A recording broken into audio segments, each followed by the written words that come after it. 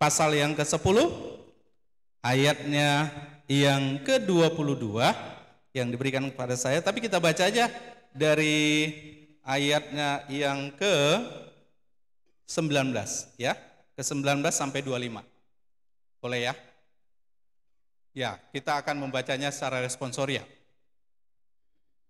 Ibrani pasal yang ke-10. Oh, bisa? Sampai? Oke, thank you. Sudah ya? Bisa ya? Saya akan baca ayat 19. Ibu-ibu sekalian di ayat 20. Demikian kita akan bergantian ya. Ketekunan. Jadi saudara-saudara, oleh darah Yesus kita sekarang penuh keberanian dapat masuk ke dalam tempat kudus.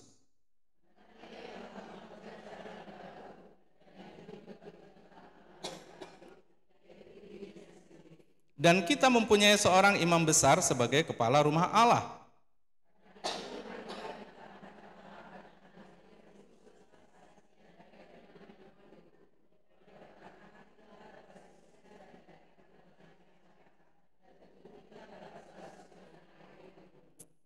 Marilah kita teguh berpegang pada pengakuan tentang pengharapan kita, sebab Ia yang menjanjikannya setia.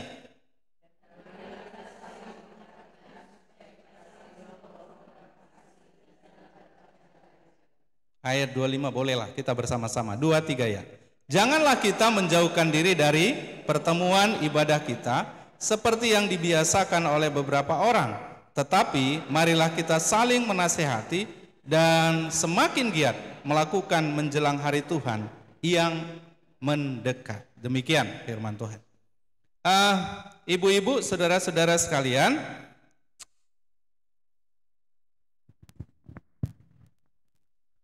kitab Ibrani ini pasti kita sudah tahu semua ya, bahwa penulisnya kita tidak tahu pasti.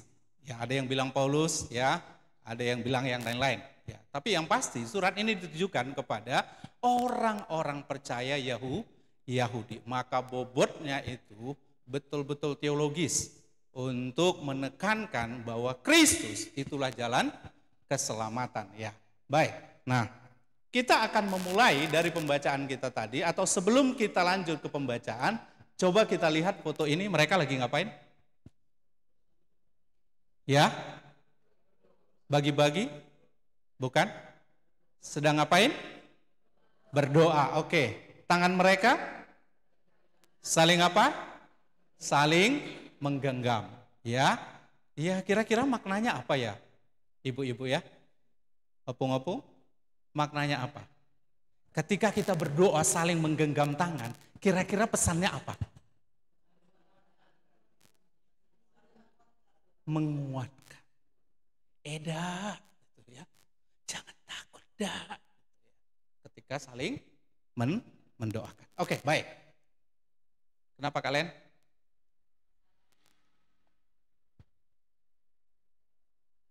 Hah?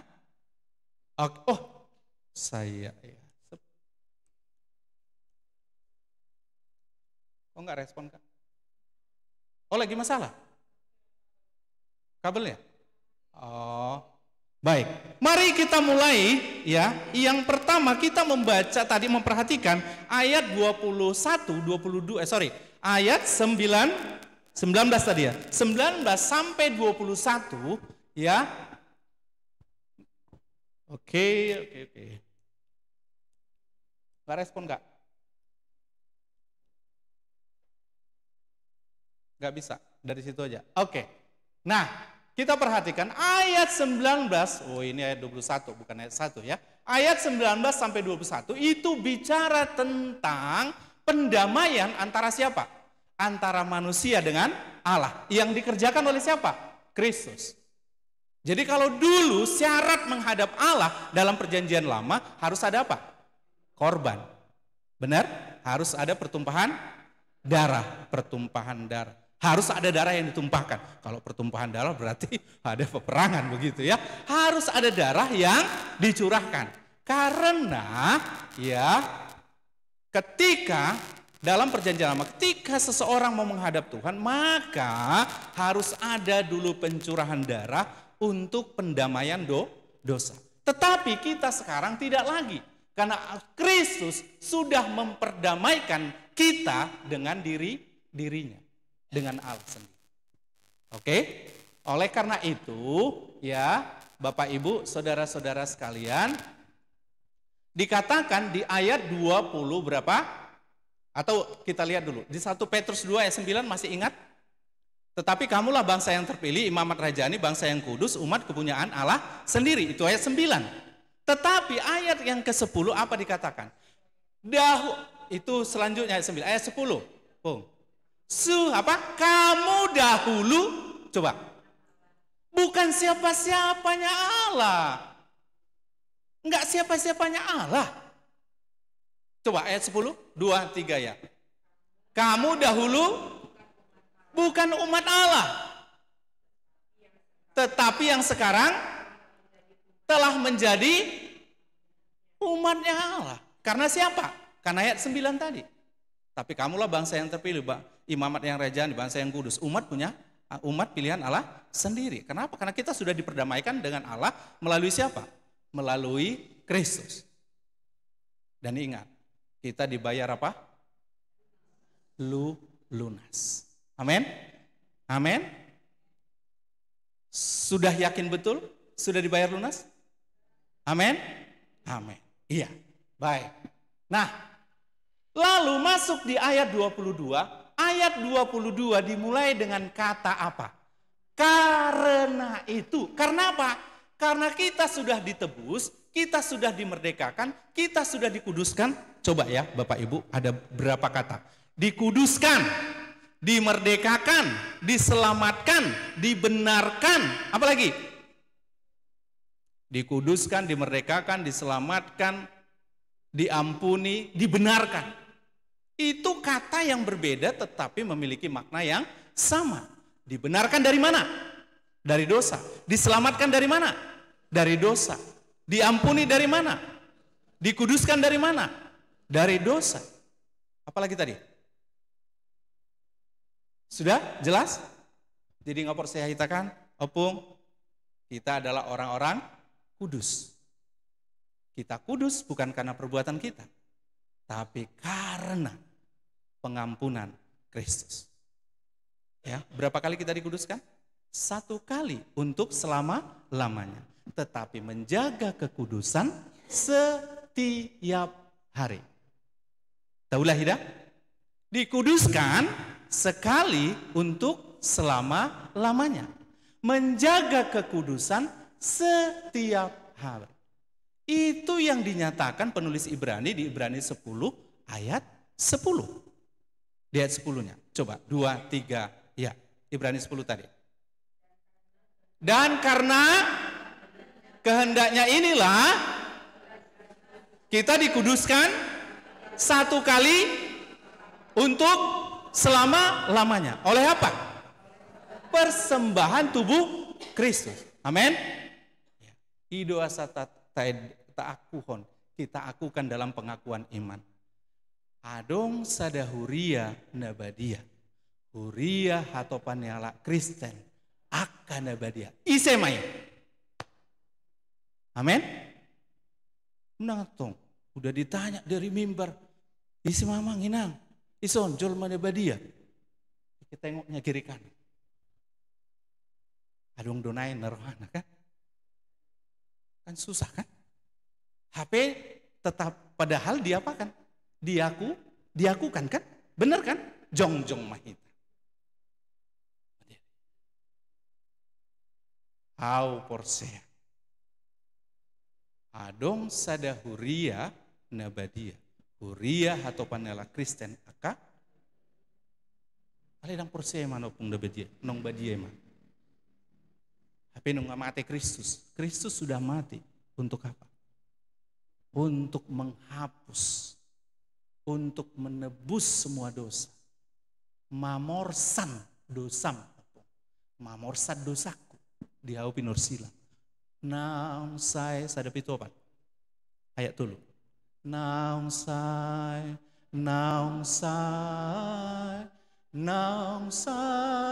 dodo sami Amin. Baru kita berangkat kemana? Karena itu. Karena apa? Karena kita sudah ditebus, dibenarkan, diselamatkan. Apalagi Naking? Diampuni, dikuduskan. Apa yang harus kita lakukan? Next, Kak Len. Kita lihat di sini. Jadi karena kita ini adalah orang-orang yang sudah dikuduskan, dibenarkan, diselamatkan, dibenarkan, marilah kita menghadap Allah. Marilah kita, ini bicara kepada siapa? Komunitas. Komunitas siapa? Orang-orang percaya, orang-orang Kristen. Penulis Ibrani berkata, karena kita sudah ditebus, kita sudah dibenarkan, kita sudah diselamatkan, maka marilah kita menghadap siapa? Menghadap Allah. Yang pertama penulis Ibrani berkata, dengan hati yang tulus. Tahu maksudnya ini apa Bapak Ibu? Ibu-ibu, Bapak Ibu bolehlah karena aku Bapak kan? Jadi saya mau berkata seperti ini. Banyak orang datang kepada Tuhan. Dia sebenarnya membutuhkan Tuhan karena kebutuhan. Halo? Bung, Begida? Banyak orang datang kepada Tuhan, membutuhkan Tuhan karena dia ingin memenuhi kebutuhan. Aku mau tanya sama kakak. Dulu waktu abang datang Madabu Holong sama kakak. Oke? Kakak tahu kan Madabu Holong?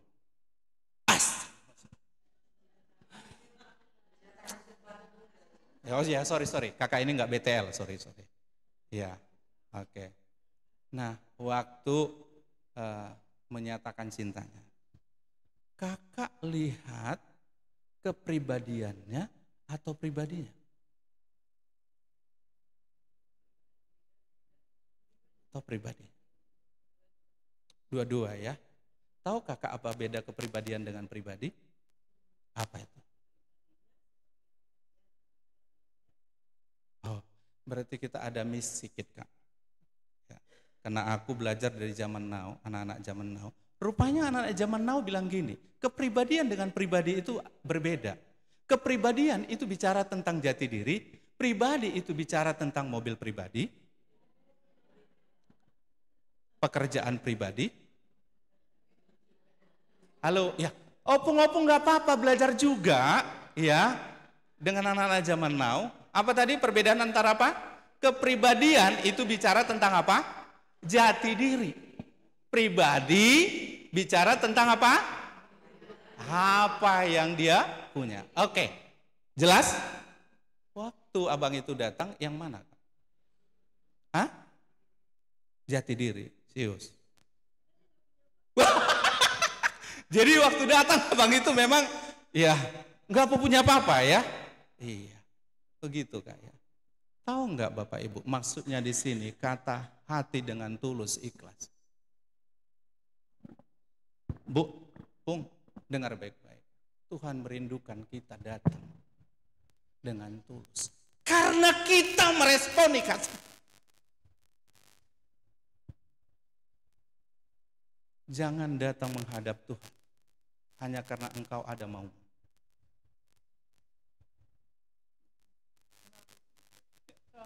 Masalahku pendeta, Bang Pardi banyak.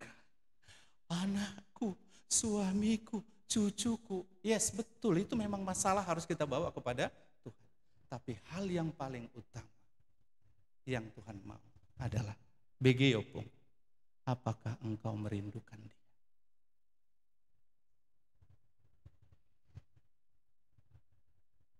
Halo, Pung, tolong lihat saya. Apakah benar engkau datang beribadah saat ini karena engkau merindukan? Alana memang nama si holdo opung. Nadi hasi holi ho Odo debata, ido asaroho. Karena banyak orang datang ke gereja. Maka lihat, mana lebih banyak orang suka datang ke gereja, ya, yang mengumbar mukjizat. Ini nggak usah kita tutup-tutupi, enggak. Ya, kita terbuka aja. Karena secara keinginan daging, kita pengen nggak berkat. Halo, pengen nggak mukjizat? Pasti. Tapi kalau itu dasar engkau datang kepada Tuhan, cepat atau lambat, imanmu akan mapel-pel. Tahu mapel-pel? Tahu mapel-pel? Mitup pelan-pelan.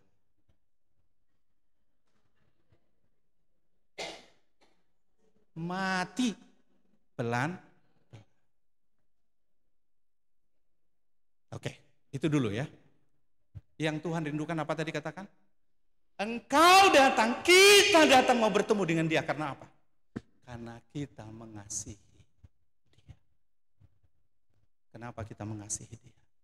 Karena kita tahu dia sudah lebih dahulu mengasihi.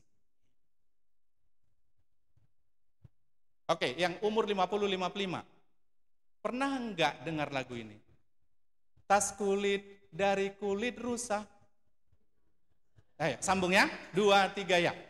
Tas kulit rusa, itu aku pun tak mau.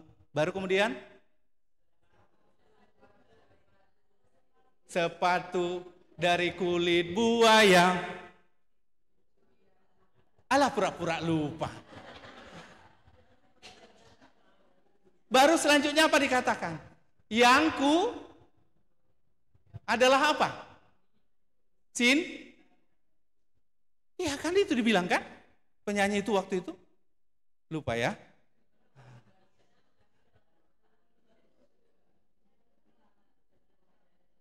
Umur 50-55 pasti ingat lagu itu waktu itu. Oke, baik. Dia, si Rizky atau siapa namanya itu, dia aja menyatakan memang perlu emas dan permata. Tetapi ya kata dia lebih membutuhkan apa? Cinta. Oke, nanti kelamaan poin yang satu ini. Padahal kita sebenarnya poinnya bukan di sini, di nanti yang kedua dan ketiga. Oke, hati yang tulus. Jelas ya, selesai. Baru yang kedua, menghadap Tuhan dengan satu keyakinan iman. Allah tapahaporseai, karena kita yakin bahwa Tuhan itu adalah Bapa kita, Allah kita yang yang sudah menebus kita, yang sudah menyelamatkan kita, yang sudah membawa kita dari kegelapan kepada apa? Terang yang ajaib. Itu menjadi dasar keyakinan kita. Tadi di ayat berapa tadi? 19, 20, 21. Kita sudah memiliki satu keyakinan, kita sudah diampuni, diperdamaikan, yang apa tadi? Diampuni, diselamatkan, dikuduskan, dibenarkan. Karena kita sudah memiliki keyakinan itu, maka dikatakan di sini, keyakinan iman yang teguh tidak akan goyah lagi. Kalau datang pun ya yang mengajarkan Kristen progresif dengan propagandanya, kita tetap tenang. Kristen progresif yang lagi melanda orang-orang muda sekarang, nggak usah kita jelaskan, nanti nggak sampai kena SP nanti saya. Tetapi keyakinan yang iman yang teguh, ya, bahwa kita percaya dan juga kita sudah percaya bahwa hati kita telah diapain? Dibersihkan. Ini kan dia 22 tadi pembacaan kita. Pernah baca di Yesekiel 36 ayat 26? Bahwa ketika kita bertobat, ketika kita percaya kita sudah dikuduskan, kita sudah dibenarkan, kita sudah diselamatkan, kita akan menerima hati yang baru. Maka dikatakan hidup yang baru. Kalau dulu si Pardi pemabuk, anak diskotik, pacarnya sebulan bisa 3. Kak Epa dulu masih ikut menolong saya untuk meninggalkan saya dari pacar saya, ya, yang cantik, kaya, cantik bener, cantik, queen. Kak Epa masih ikut menolong saya untuk meninggalkan, karena cewekku ini jemaat HKI, Halak Kita Islam. Jadi waktu saya baru bertobat, ya, Kak Epa lah yang menolong saya, menemani saya seperti itu. Maka Tuhan bilang, udahlah, nggak usah kau hanya sebagai kakak rohani, sekalian aja lah. Jadi, iya, seperti itu, Bapak Ibu. Oke, jelas ya. Jadi, sebenarnya kita gampang melihat diri kita, apakah memang kita sudah mengalami hidup yang baru. Namanya yang baru, pasti akan kelihatan barunya, kan begitu ya. HP, sepatu, baju apa pas. Kalau kalian tengok baju ini baju baru atau enggak? Enggak ya. Ibu-ibu tahu ini udah berapa tahun? Yang ngasih ada di sini. Ini baju ini Casio. Ya, tahun 2012 waktu saya ditahbiskan jadi sintua di HKBP Eklesia Jalan Bersih Ujung. Yang ngasih baju ini Opung ini nggak ingat lagi. Bung, tengok di sini. Opung nggak ingat lagi kan baju ini kan? Opung yang ngasih sama tua Betty kan? Nggak ingat lagi ya? Itu dia, itu yang mau saya bilang. Wah, benar. Jadi kita memang harus suka melupakan apa yang kita beri. Saya udah yakin, pasti Opung nggak ingat. Jadi Opung ini kasih sama tua Betty. Waktu itu datang. Opung masih ingat waktu itu datang ke HKBP Eklesia? Enggak lagi? Udah lupa ya? Oke, baik. Sudah, kita selesaikan poin yang pertama. Jadi, Bapak, marilah menghadap Allah dengan apa? Hati yang tulus. Hati yang tulus itu maksudnya apa? Tidak ada udang di balik. Memang kita datang karena kita merindukan, karena kita mengasihi Dia. Amin? Amin. Dengan keyakinan yang teguh bahwa kita percaya kita sudah dibenarkan, diselamatkan, dikuduskan, diampuni, dan lain sebagainya. Amin? Amin. Lanjut. Yang kedua, ya, marilah kita. 2 kali ya. Tadi poin pertama, marilah kita datang kepada Allah. Dengan apa? Ketulusan dan keyakinan iman yang teguh. Bahwa kita percaya kita sudah dibenarkan dan lain sebagainya. Yang kedua, marilah kita. Yang pertama apa katanya? Berpegang teguh kepada pengharapan kita. Kalau tadi yang pertama itu, ya, iman yang teguh itu tentang penebusan, tentang pengampunan, tentang ya kemerdekaan kita dari dosa. Itu tidak bisa goyah. Iman kita kepada siapa? Kepada Allah. Tetapi sekarang marilah kita berpegang teguh kepada apa? Pengakuan pengharapan kita. Bahwa janji Tuhan yang menyatakan, kita 1 poin aja ya. Yohanes 10, 28, 29. Apa dikatakan? Aku memberikan hidup yang kekal kepadamu. Kan itu pengharapan kita. 2, 3 ya. Aku memberikan hidup yang kekal kepada si Pardi. Kan kata mereka di situ. Oke, 2, 3 ya. Aku memberikan hidup yang kekal kepada si Pardi. Masih ingat nama Opung? Opung masih ingat nama Opung? Masih. Oke. Jadi kita sebut nama masing-masing. Yohanes 10 ayat 28, 29. Dapat? Oke, 2, 3 ya. Aku di situ siapa yang ngomong? Tuhan Yesus. Oke ya, itu huruf besar ya. Tuhan Yesus yang ngomong. Tuhan Yesus ngomong gini, aku memberikan hidup yang kekal. Tuhan Yesus Opung yang ngomong, Tuhan Yesus ngomong gini, aku, kata Tuhan Yesus, memberikan hidup yang kekal kepada si Pardi. Dan si Pardi pasti tidak akan binasa sampai selama-lamanya. Dan apa? Tidak ada seorang pun yang akan apa? Merebut si Pardi dari tangan Bapa. Dari tanganku, kata Tuhan Yesus. Lanjut, 29. Bapakku yang memberikan si Pardi kepadaku, apa dikatakan? Lebih besar dari.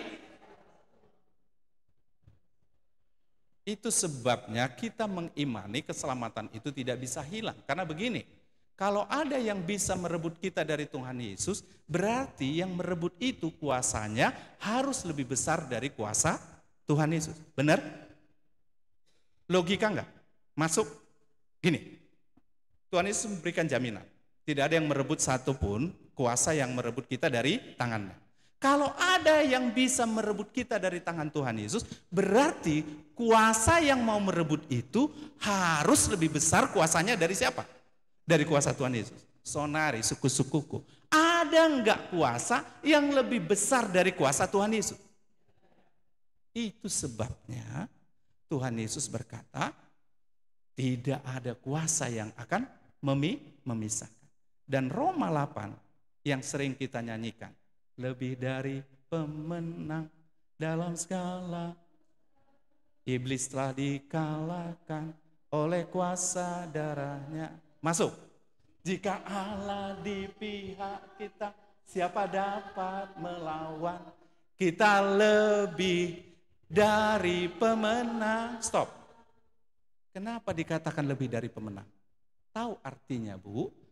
Lebih dari pemenang itu artinya memberikan pengertian kepada kita bahwa kita tidak akan pernah kalah. Maka dikatakan lebih dari pemenang. Tapi bukan karena kita. Tapi karena siapa? Kuasa Kristus. Amin. Kita lanjut. Dikatakan. Berpegang teguh pada pengakuan pengharapan kita. Karena ada kepastian, ada jaminan. Dan jaminan itu bukan karena kesetiaan kita. Tetapi sebab Ia yang menjanjikannya. Pengharapan kita bukan tergantung kepada kesetiaan kita. Tetapi pengharapan kita tergantung kepada iman percaya kita. Bahwa Dia yang kita percayai adalah Allah yang setia. Amin. Amin. Amin. Next. Jadi Bapak Ibu, poin pertama dan kedua ini bicara tentang, kalau penulis Ibrani katakan marilah, katanya, marilah sampai 2 kali membangun relasi dengan siapa? Dengan siapa? Dengan Tuhan. Nah, sekarang bagian yang kedua, next Kak. Bagian yang kedua adalah membangun relasi antara siapa? Antara opung dengan opung yang di sampingmu. Antara Eda dengan Eda yang di sampingmu. Antara siapa? Antara kita. Sesama. Tapi nggak bisa kita membangun komunitas tanpa dasar. Komunitas itu harus ada dasarnya. Dasarnya tadi poin pertama dan poin yang kedua. Amin. Sekarang kita lihat di poin yang ketiga ini. Bagian yang kedua, yaitu bagian antara kita sesama manusia yang ada dalam komunitas. Oke, baik. Mari kita melihat di ayat yang loh kok nggak ada ayatnya ini. Ayat 24, kita baca sama-sama. Tadi harusnya kita membaca setiap ayat ya. 24, 2, 3, ya.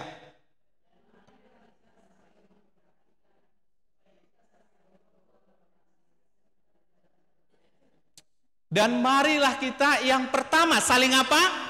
Memperhatikan. Yang kedua saling apa? Mendorong. Dasarnya apa?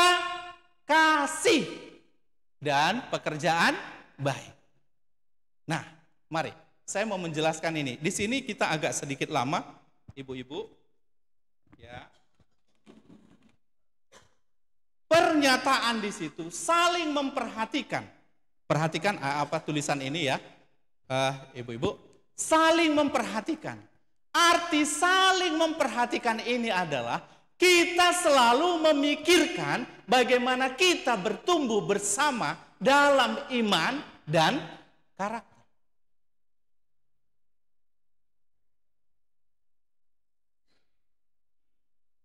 Saya mau tanya kepada para opung di sini, ya, dan kepada Inang di sini. Sejujur-jujurnya saya mau bertanya, ini benar enggak statement ini? Ini benar enggak ini terjadi pada kita? Ini benar, maksud saya poin ini, kenapa poinnya tadi? Saling memperhatikan itu artinya apa? Kita selalu memikirkan bagaimana kita bertumbuh bersama dalam iman dan karakter. Pernah enggak memikirkan, Bu Ibu, pernah enggak memikirkan, kayak mana ya edak berhombing itu ya? Aduh sedih kali aku, kenapa? Aduh karakternya aku lihat gitu-gitu aja. Mana menolongnya ya? Atau mungkin kondisi secara ekonominya, atau kondisi apapun keadaannya. Misalnya dia habis dipel-peli suaminya.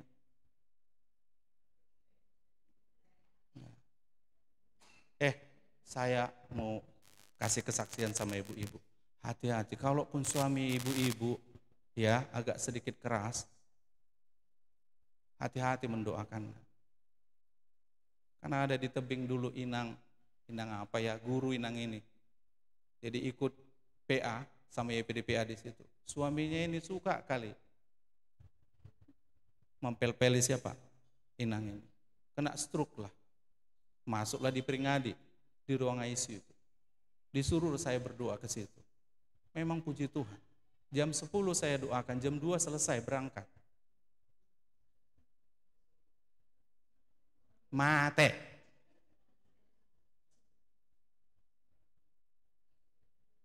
Ya.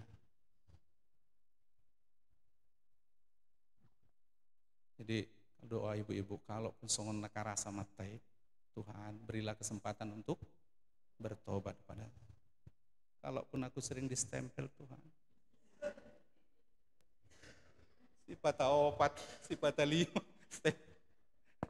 Iya kan? Iya. Enggak. Yuk kita balik ke poin ini. Saya mau bertanya kepada kita.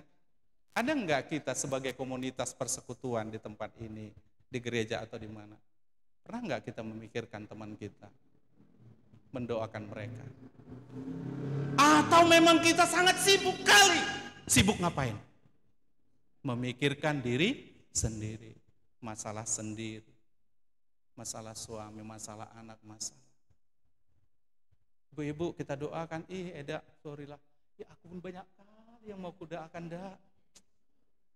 Cemalah aku mau doakan orang lain dah. Dia sibuk dengan apa? Masalahnya sendiri. Padahal hidup dalam komunitas itu harus saling apa?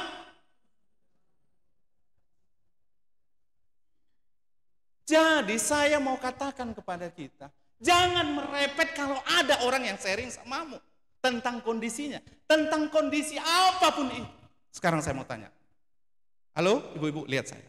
Ini tubuh Kristus? Contohnya. Ini tubuh Kristus. Oke, tubuh Kristus. Kan Paulus bilang sama orang Korintus, kita itu adalah tubuh Kristus. Nah, inilah dia tubuh itu. Oke. Mologata luluon, bisakah kepala ini menggaruk dirinya sendiri? Halo. Jadi siapa yang harus menggaruk? Siapa? Tangan. Jadi kalau sampai tangan ini merepet, asik kau aja yang digaruk, Kira-kira mau jadi apa?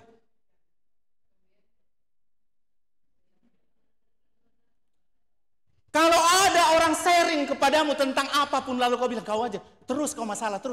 Akhirnya dia sharing sama siapa? Pasti lama-lama jadi serong. Benar gak?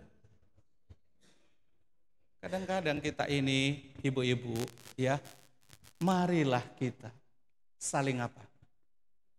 Karena itu memang bagian kita. Dengarkan ibu-ibu ya. Saya mau menjelaskan kepada kita. Komunitas itu, ya, komunitas kita sebagai orang Kristen dalam persekutuan. Saya mau berkata kepada kita bahwa ya, bertumbuh dalam Kristus sebagai satu komunitas itu adalah proyek bersama. Sekali lagi saya mau berkata, kita tidak bisa main solois, parede doboi solois. Tapi kalau saudara dan saya mau bertumbuh secara rohani, kita tidak bisa terlepas dari apa? Komunitas.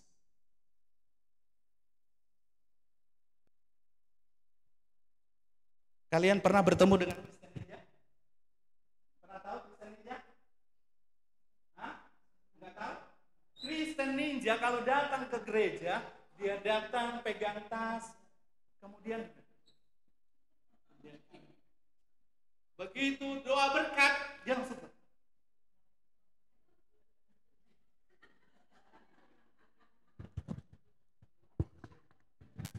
dia nggak butuh interaksi dengan orang lain. Dia hanya bicara sama Tuhan. Dan saya mau berkata kepadamu Bapak Ibu. Ya. Bapaknya saya juga. Kalian nggak hitung aku. Karena sekalipun saya yang khotbah, ini juga khotbah sama siapa?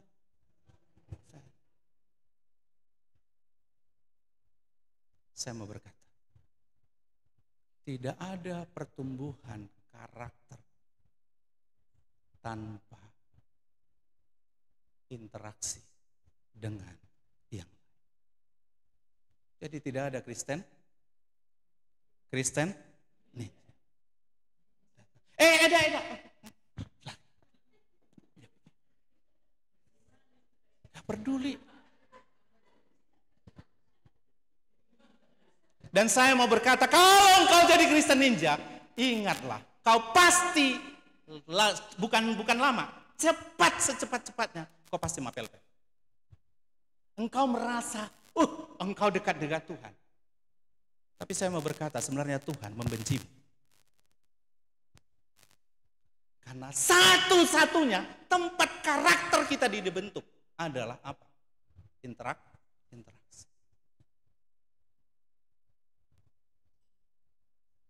Atau mungkin yang kedua, tahukah ibu-ibu, halo ibu-ibu dengar baik-baik, tahu nggak penghancur pemberitaan Injil yang paling dahsyat adalah siapa? Tahu maksudnya penghancur kekristenan, penghancur pemberitaan Injil, yang menghalangi maksud saya, pemberitaan Injil, yang menghancurkan pemberitaan Injil, yang menghalangi dan menghancurkan. Tahu siapa? Siapa? Iblis, iya. Pernah opung lihat iblis? Langsung dia bilang, jangan kau percaya. Pernah? Tapi iblis pakai siapa? Oke, manusia. Pasti ya manusia. Tapi maksudnya siapa yang paling hebat dipakai? Iya, tahu? Oke, kalau gitu biar gue tahu. Biar kalian tahu. Iya. Siapa? Orang yang rajin dalam persekutuan. Orang yang paling rajin ikut persekutuan. Tetapi dia tidak bertumbuh. Inilah namanya si bosial. Dimanapun ini sumber masalah. Ibu-ibu Maria segala kumpul.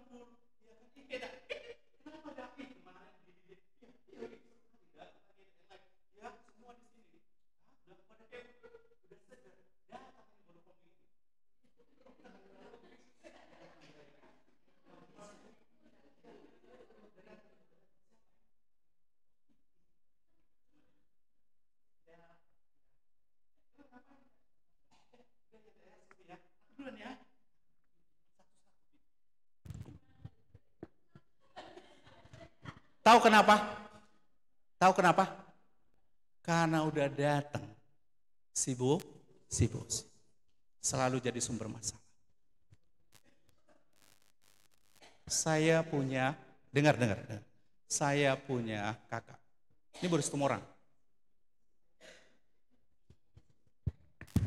Kalau soal ibadah, soal firman Tuhan, A sampai Z, Kejadian sampai Wahyu, wow, luar biasa.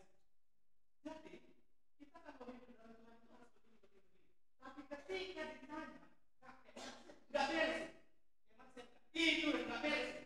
Nggak ada di dunia ini orang lain yang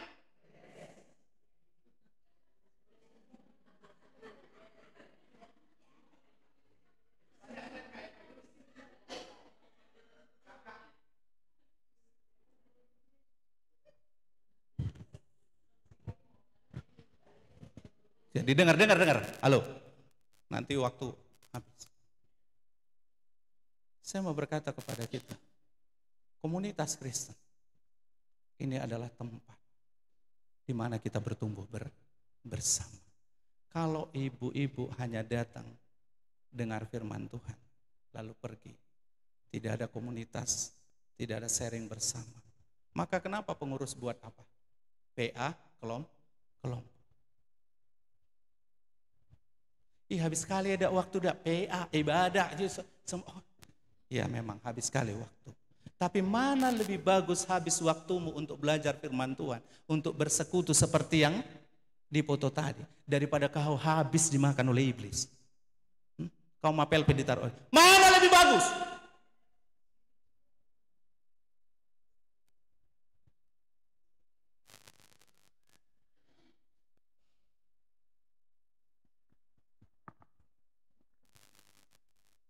Saya mau katakan, bertumbuh dalam Kristus adalah proyek bersama, bukan proyek pribadi. Maka mulai dari tadi dikatakan, marilah kita. Benar? Halo, benar? Itu tadi yang dibilang. Dan saya mau berkata, Anda bisa beribadah, yes. Dengan sangat kusut dan amat sangat sahdu. Oh haleluya, sampai netes air mata nangis. Oh haleluya. Bisa. Tapi saya mau berkata kepada kita, Bapak Ibu. Tapi untuk menjadi seperti Kristus, Anda membutuhkan persekutuan komunitas. Ingat, setelah kita bertobat, ada 2 tugas yang harus kita kerjakan. Yang pertama, Matius 28 ayat 19. Apa katanya? Pergilah, jadikanlah. Sama itu paralel dengan 1 Petrus 2 ayat 9. Tapi kamulah bangsa yang terpilih, Mamat yang rajani, bangsa yang kudus, umat kepunyaan Allah sendiri. Supaya kamu memberitakan apa? Perbuatan Allah yang ajaib, yang telah memanggil kamu dari mana? Dari kegelapan kepada terangnya yang ajaib. Kita diselamatkan untuk kita membawa keselamatan itu kepada siapa? Kepada itu yang pertama. Yang kedua, 1 Yohanes 2 ayat 6. Masih ingat? 1 Yohanes 2 ayat 6. Kalau si Pardi berkata, si Pardi percaya kepada Kristus, maka si Pardi wajib hidup sama seperti Kristus. Untuk memproses si Pardi supaya semakin serupa dengan Kristus, tidak bisa hanya antara si Pardi dengan Tuhan. Tapi si Pardi membutuhkan komunitas, membutuhkan orang lain. Asa marhuah, asa igosa. Tahu nggak digosa? Saya mau tanya, kalau Anda tidak pernah berhubungan atau berkomunikasi dengan orang lain, bergaul dengan orang lain, kapan Anda mau merasakan sakit hati?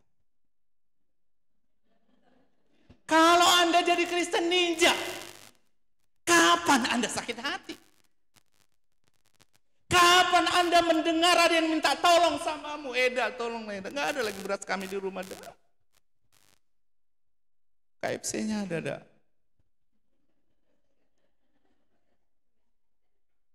Kebetulan ada yang kasih KFC, Pung. Berasnya nggak ada. Itu yang kita bahas tadi. Jangan sakit telingamu ketika kau orang sharing kepadamu tentang apa. Maka saya mau bertanya. Tadi ini ibaratnya siapa? Tubuh Kristus. Mologata lulu. Siapa yang menggaruk? Tangan. Bisakah dia berkata maos? Tidak bisa. Tidak bisa. Nah sekarang saya mau tanya. Boleh enggak sesama anak-anak Tuhan sharing tentang apapun kepada sama-sama anak Tuhan? Karena kenapa? Iya. Ay mologata lulu jadi tangan nih saya suruh.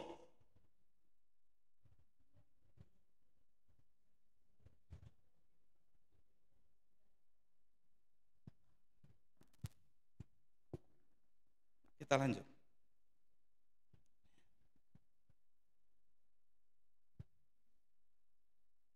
Tadi sudah saya katakan, kekuatan terbesar yang merusak pemberitaan Injil, yang merusak kekristenan, siapa tadi?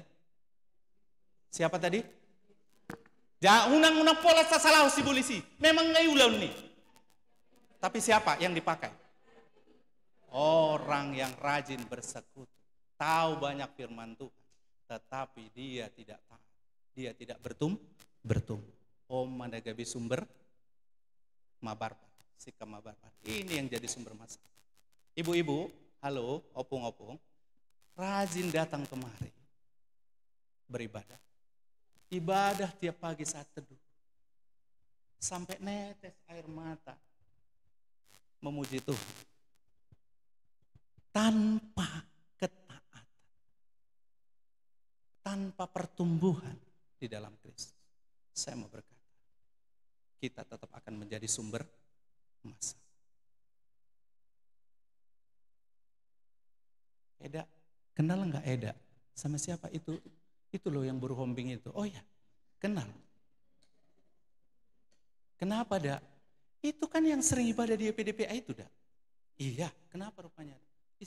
Kalau nengok ya, Dak ya. Ya. Terus rajin kali ibadah Dak itu tengok. Kok di gereja pun dia paling duduk depan.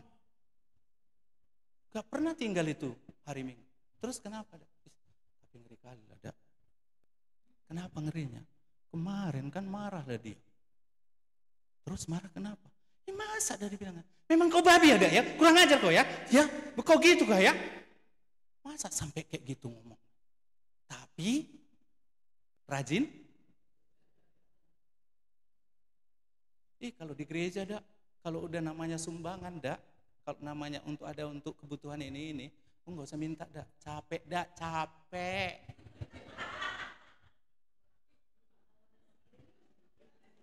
Ya makanya kalau udah aku disuruh minta sama Inang itu katanya kan, enggak, Dak. Ampun aku, Dak, ampun. Karena satu gereja, satu kampung tahu orang yang paling pelit di kampungnya itu, di gangnya itu siapa? Yang rajin ikut. Enggak. Mana tapi kiri amang ina. Ya. Nah, kita lanjut. Ya.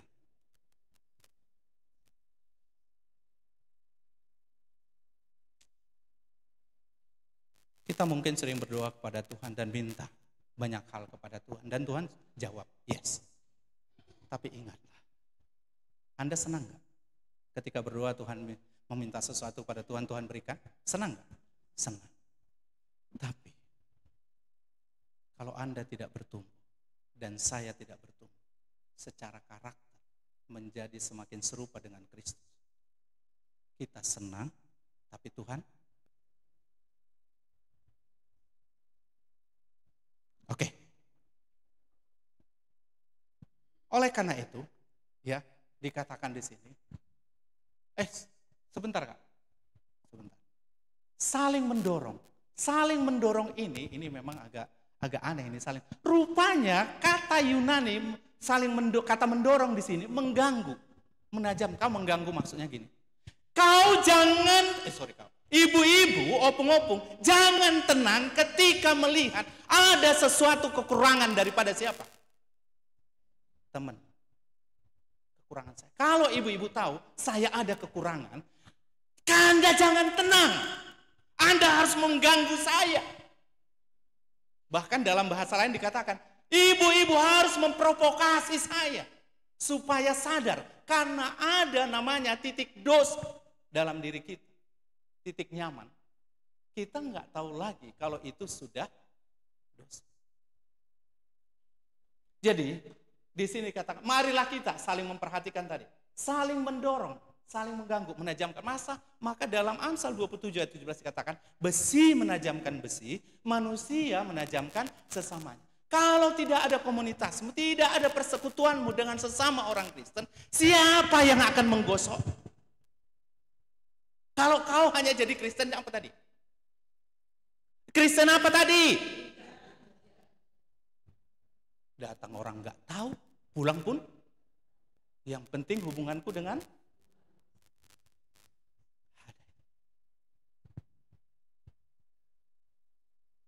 jadi kita pun harus siap diganggu. Halo. Kita harus siap diganggu. Kita harus siap ditajamkan. Siapa yang menajamkan?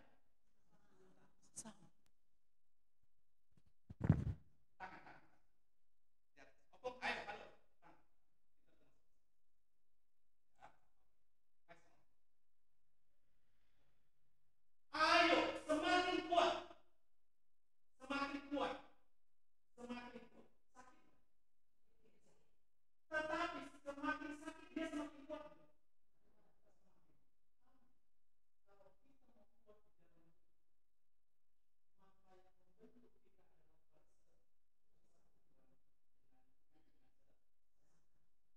Mau kita semakin kuat, kita juga harus siap semakin disakiti. Tidak ada pertumbuhan rohani tanpa kita mengalami kesakitan. Sakit enggak opung kalau ditegur? Sakit enggak? Siapa bilang? Karena natur kita adalah orang yang paling enggak suka. Dia apa? Jujur, halo opung-opung, lihat saya. Bilang, angkat tangan yang suka ditegur dan dengan senang hati. Angkat tangan. Inang, senang? Senang kali? Atau senang saja?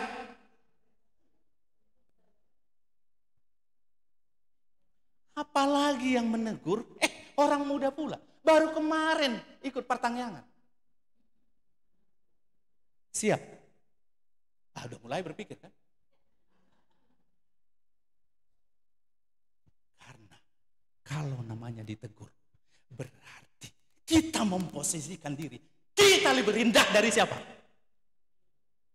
Yang enggak muda.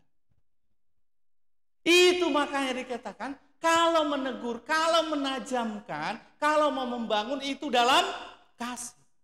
Karena kita selalu menganggap, enggak dengan kasih dia itu. Dia betul-betul mau menjatuhkan aku. Halo? Kayak gitu kali dia itu sama aku.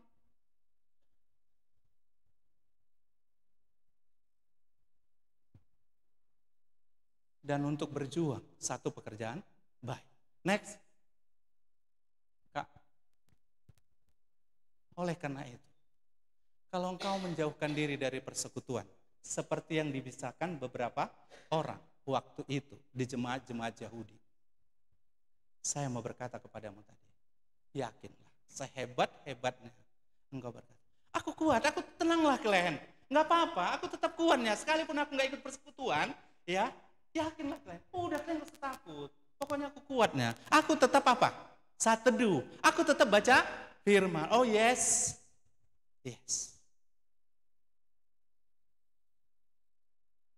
Tapi saya mau mengingatkan, ya, ingatlah, kita membutuhkan apa?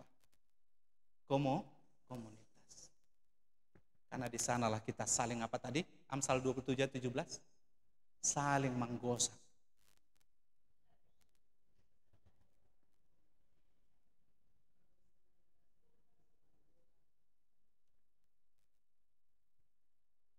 Baru kemudian dikatakan apa?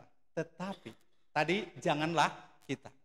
Tadi kan ada 4 kali dikatakan apa? Marilah membangun hubungan dengan Tuhan. Ayat poin pertama, kedua. Baru di poin yang ketiga dikatakan marilah apa? Membangun hubungan dengan sesama. Sudah? Baru ayat 4 yang poin yang keempat ini dinasehati, jangan menjauhkan diri. Tetapi diulangi lagi, marilah kita. Baru di sini dikatakan saling menasehati. Dalam bahasa Yunaninya dikatakan berjalan bersama-sama. Berjalan bersama-sama maksudnya di situ. Ayo Bapak Ibu, kita bersama-sama. Ada kekuranganku kau beritahu, ada kekuranganmu kau beritahu, dan kita harus siap itu semua dalam rangka untuk kita bertumbuh bersama. Jadi jangan ada, tahu nggak? Edak siapa itu kemarin? Dibilang kayak gini sama aku. Dia itu udah kayak mana kali rupanya? Astaga. Dia langsung apa? Membuat perbanding. Oleh karena itu, Bapak Ibu, saya minta kita membaca Mazmur 126. Saya akan akhiri dengan satu cerita. Mazmur 126. Ayat 4 sampai ayat yang ke-6. Ayo, cepet.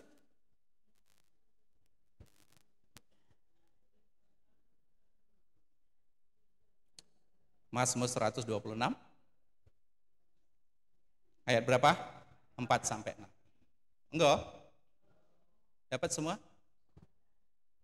Ayo. Oke? Sudah? Sudah dapat semua?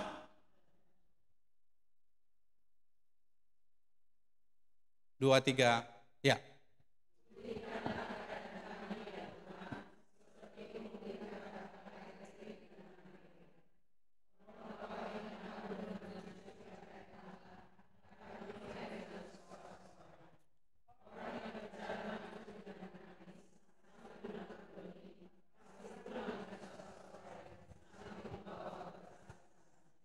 Kayaknya apa hubungannya gitu ya dengan tema ini. Tapi saya mau cerita. Dengarkan baik-baik. Membangun kebersamaan itu untuk bertumbuh di dalam Kristus. Ada relevansinya dengan seperti orang yang menanam. Kira-kira yang ditanam itu apa? Di sana. Di Timur Tengah. Apa? Gandum. Tahukah ibu-ibu? Halo. Kalau dulu dalam perjanjian lama, kalau mau menanam gandum itu, datang hujan dulu, baru dia dilupuk, baru dibajak. Sebelum datang hujan, tanah itu harus dibajak dulu. Jadi, tanah itu masih keras, dia dibajak. Kira-kira mapepet enggak lembunya? Bukan hanya lembunya, orang yang membajak, yang menuntut lembu itu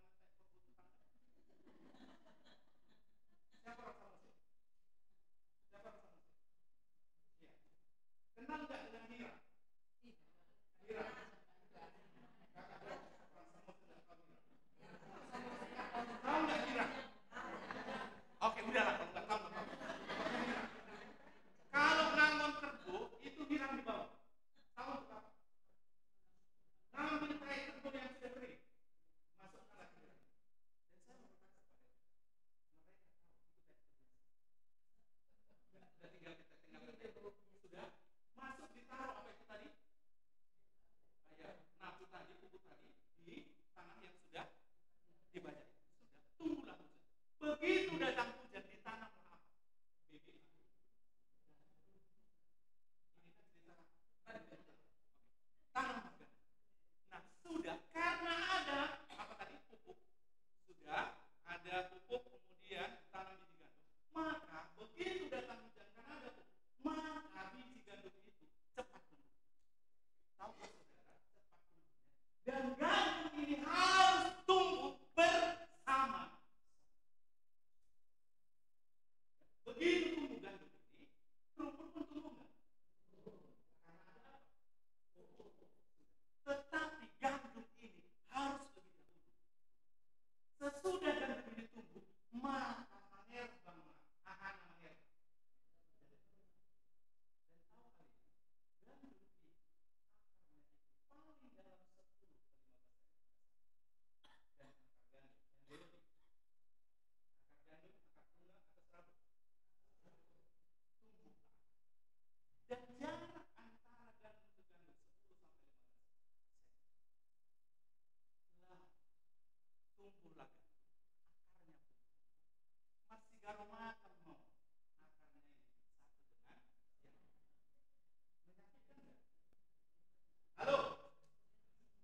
Tapi mereka harus melakukan itu. Lalu rumput tumbuh enggak? Tapi rumput tidak bisa lagi cepat tumbuh karena sudah diapain? Sudah diapain? Sudah ditutup oleh siapa? Daun. Kenapa? Daun. Kan tumbuh tadi. Rumputnya belum tumbuh. Gandumnya belum tumbuh. Ditutup. Karena akan tumbuh. Kalau nggak ada matahari yang jelas. Kan susah. Memang dia tumbuh. Tapi dia LLD. Tahu ya? Dia di sini. Situ-situ aja. Sudah ditutup. Sudah. Ayo fokus. Waktu. Sudah? Nah, kemudian tumbuhlah siapa? Gandum. Makin besar. Di sana angin kuat. Maka mulai dari kecil pohon gandum maksud saya. Mereka sudah terbiasa saling apa?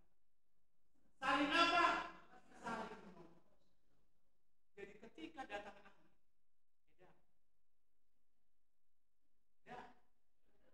saling apa? Kalau angin ke kanan, mereka saling. Tapi waktu saling menopang itu, saling bergesekan. Sakit. Tadi akar sakit enggak? Sakit. Udah. Makin besar. Rumput tadi tumbuh. Halo, dengar baik. Rumput itu tumbuh. Dan memang rumput harus tumbuh. Kenapa? Karena memang rumput itu jadi masalah, tetapi rumput itu juga jadi berkat. Kenapa? Ada ibu-ibu yang nggak tahu? Perlu saya beritahu. Rumput itu menolong akar daripada siapa? Pohon gandum tadi supaya kuat. Tadi akarnya daun, akar gandum serabut. Yes. Maka rumput itu menolong.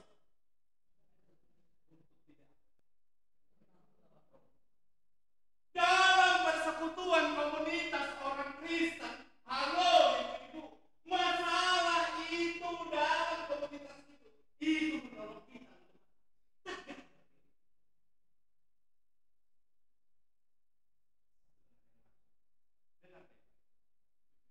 Maka ketika gandum itu semakin besar, angin makin kencang gak? Semakin tinggi makin kencang.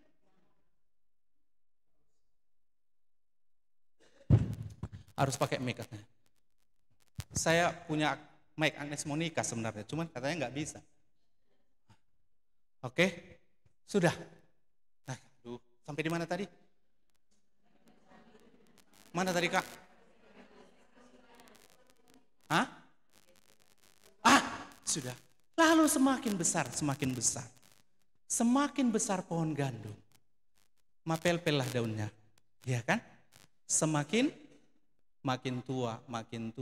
Dan semakin tua, apa yang semakin kelihatan?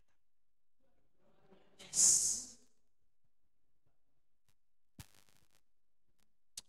Maka buahlah yang akan kelihatan. Ketika semua nanti kita dalam persekutuan, kita semakin tua, semakin tua, semakin tua, maka orang akan melihat apa? Kita damu di nang pasar ibu ini dia. Perjalanan sejak. Oh.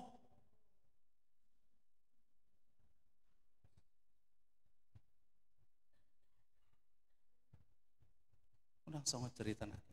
Tadamu udah baru. Yang mana dah? Yang cakir itu. Jadi, Ibu, cerita ini, gandum ini, memberikan satu gambaran kepada kita. Bagaimana kita hidup dalam komunitas, hidup dalam persekutuan. Ingatlah, membangun komunitas persekutuan, ya, yang hidup dalam komunitas orang Kristen itu enggak mudah. Tahu kenapa? Karena yang ngumpul di situ adalah orang-orang berdosa. Yang masih punya keinginan walaupun sudah dikuduskan. Tetapi sekali lagi, mari kita saling apa? Menasehat, saling memperhatikan, membangun bersama. Seperti siapa tadi? Ayo kita berdiri. Ayo tangannya.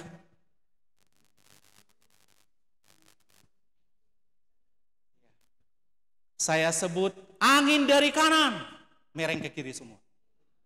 Oke? Angin dari kiri, mereng ke. Tunggu dulu, sepakat dulu. Kalau angin dari kanan berarti merengnya kemana?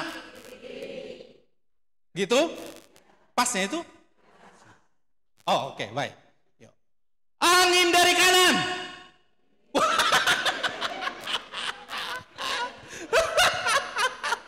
Ulangi. Angin dari kanan masih ada yang ke kanan, ibu-ibu, ya. Wah, gitu ya. Oke. 2, 3 ya. Angin dari kanan. Angin dari kiri. Angin dari kiri kanan. Oh. Iya pas itu. Kalau angin dari kiri kanan, ya, merjoget makan. Iya. Makanya kalau ada orang banyak masalah, makitiri enggak dia? Enggak tahu lagi enggak tahu karena udah dari kiri kanan anginnya kan. Karena dia sendiri. Tapi ketika kita bersama-sama, kita kuat. Amin. Jadi bersyukurlah ada persekutuan. Karena disitulah kita bisa bertumbuh. Dan jangan pernah mengeluh ketika ada orang, teman, saudara kita satu komunitas yang sharing. Sharing tentang apapun. Semasih bisa kau tolong. Amin. Baik, mari kita berdoa.